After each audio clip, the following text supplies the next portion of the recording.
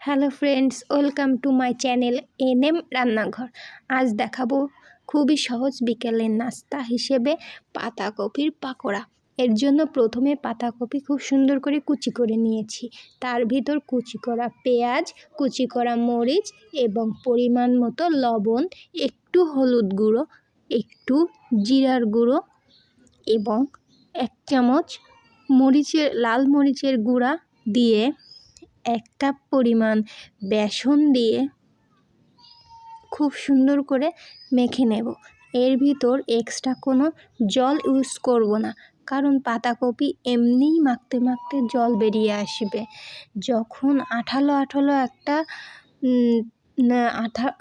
আঠালো তৈরি হবে তখনই তেল গরম করে বুড়ো তেলে এক এক করে ভেজে নেব।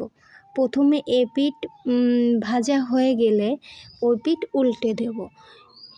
এটা একেবারেই মিডিয়াম আঁচে রেখে ভাজতে হবে। বেশি আঁচ দিলে পুড়ে যেতে পারে, তাই মিডিয়াম আঁচে ভাজতে হবে যাতে ভিতরে কাঁচা না থেকে যায়।